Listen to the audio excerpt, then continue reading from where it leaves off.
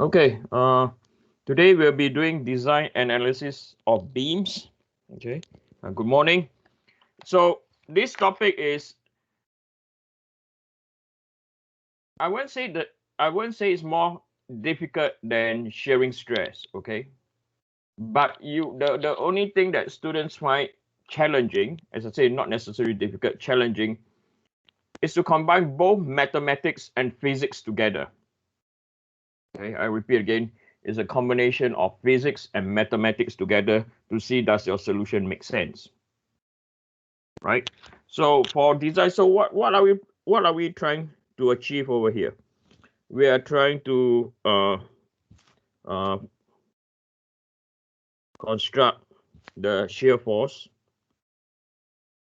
and bending moment diagrams, bending moment equation. Okay, the big thing is we're going to emphasize on equations and diagrams. So I believe most of you will not have issues with diagrams. Okay, shear force and bending moment diagrams is easy, not easy to construct, but you guys have more or less seen how to construct it when I'm teaching pure bending. The thing is this equation. So some of you might say, why do we need to learn about equation? And I'll write a set of relationship for you. Okay, I'll write a relationship. So why equation is critical is, so if we have a graph or we have a distributed load, right? You will learn this after your term test. Yeah, I'm just giving a very brief intro. And your graph distribution look like this, or your load distribution look like this. Okay, and it is simply supported. So the only thing that is given is the function of this distributed load. So function of the distributed load.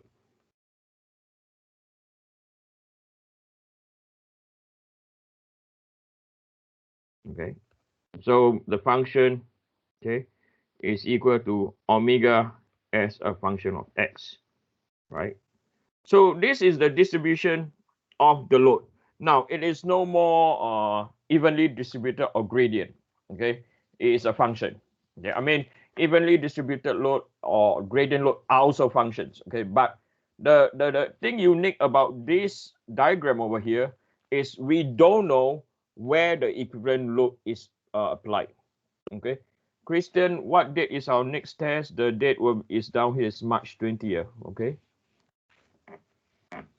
So then we are going to relate, okay, the differential of dv over dx. This is equal to minus omega. So this is equal to minus omega as a function of x. Okay. And then when we integrate, you have v as a function of x is equal to, so you integrate, okay, minus omega as a function of x dx. And this is equivalent to your moment equation. Okay, your differential of the moment equation. And then when you integrate again, so this is integrate number 1, integrate number 2, right? So what we have is now m as a function of x, and then we are going to integrate twice.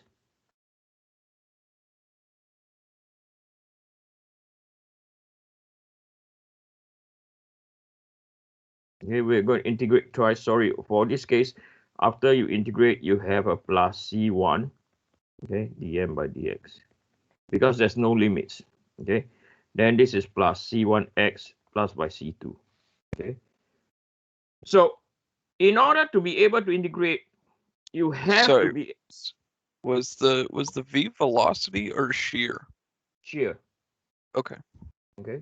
So in order to be able to perform this integration, okay, your shear force, or sorry, your distributed load or your shear force, okay, this shear force distribution as a function of x has to be an equation. Okay, it cannot be a constant number at all. Okay, so as I said, this is why we have to learn integration and not diagrams. Okay, not just construct diagrams. But some of you say, Eugene, we can get away with diagrams. You are absolutely right. You can being an engineer just knowing the diagram. But this term over here is also equal to EI d squared y over dx squared. Okay, and this is the elastic curve relationship. Okay, or elastic curve equation. Okay, so after applying the elastic curve equation, then we integrate the third time. Okay, then we have EI dy over dx, right? And then this is also equal to EI theta. Theta over here, which is the slope of deflection. Okay, so now we integrate 1, 2, 3 minus omega x. Okay, 1, 2, 3 plus by C1 x squared over 2 plus by C2 plus C2x plus by C3. So now we can find the deflection, the slope of our deflection, and then finally you integrate another time. So 1, 2, 3, 4 times of integration. Okay, but don't worry, my integrations equation are not complex.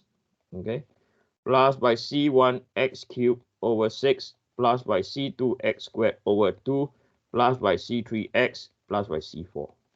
Okay, and this y over here is your deflection of the beam. Okay, so when we can find deflection of the beam now, okay, the other enhancement it does to your calculation is no need to assume rigid body. Remember when we started, we always assume what? The beam is a rigid body, right? Now we don't need to make that assumption anymore.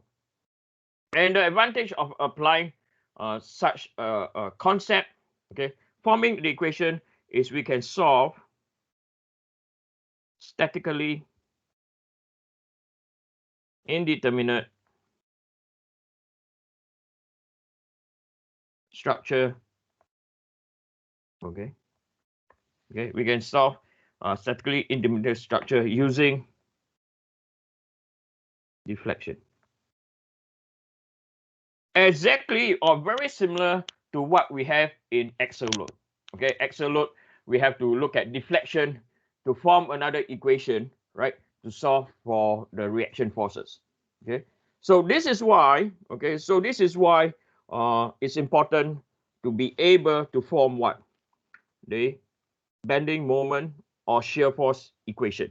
Okay, a lot of students say we can get away without forming the equation. Yes, you can get away without forming the equation. You are absolutely right. But once you go beyond that, okay, if you ignore the equations, okay, you are restricted up to here. Okay, you cannot find the slope, neither can you find the deflection. Okay, and if it's statically indeterminate structure, you're done. Okay, you cannot solve it anymore. So that's the purpose why we learn the equation. Okay, so today, okay, we were focused on the equations, also diagrams. Okay, what's the relationship, and then I will pick an example, okay, which you can also select. Okay, selection of beams based on bending moment.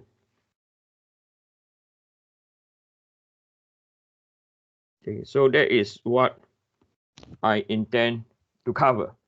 Okay, so if we look at the shear force, Okay, we look at the shear. Why do we need to generate find out the shear force for? Okay, so if we look at the shear force, you guys will know this by now. Okay, if we look at the shear force, right, and we know that the shear force V will generate,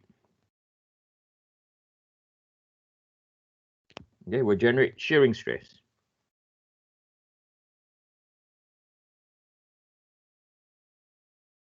Okay, so we learned this in week 3 and week 4, right? So we know that shear stress is equal to VQ over IT, right? And then we have touched upon, right, bending stress or bending moment, right? Bending moment M, right, will generate normal stress.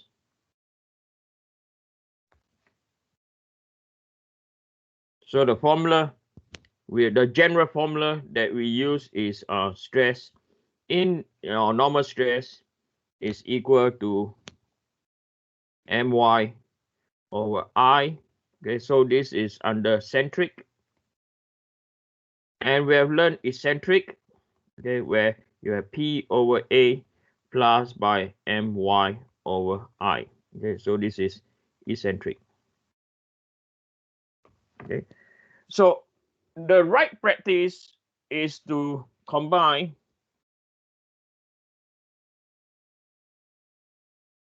normal and shearing stress or shear stress to determine the principal stresses.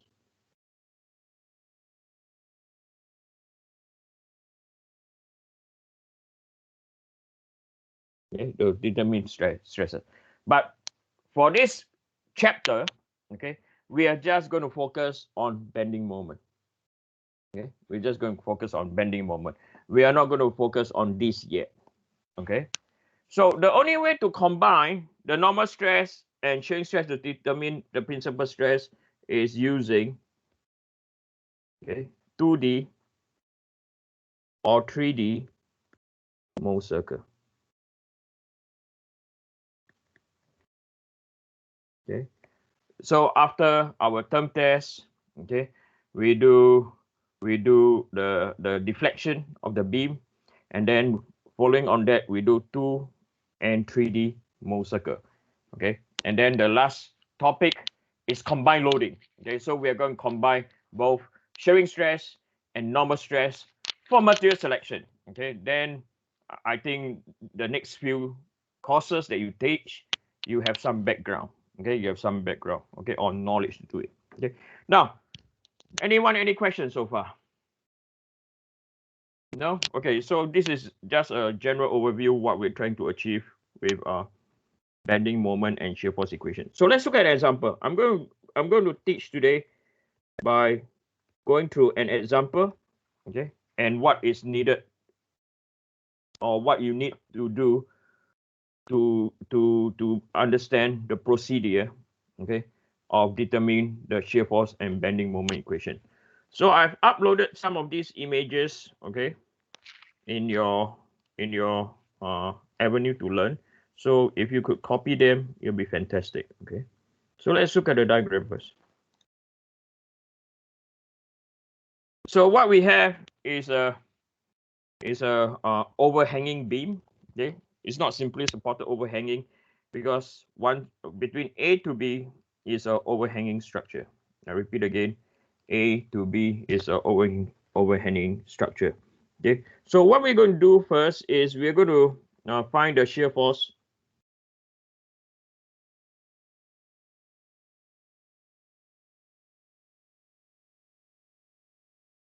Okay, find the shear force and bending moment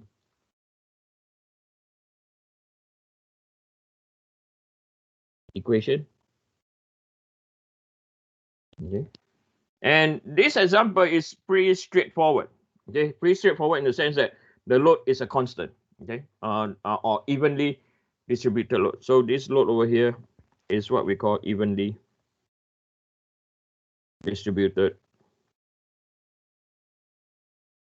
load. Okay, so this is, then after that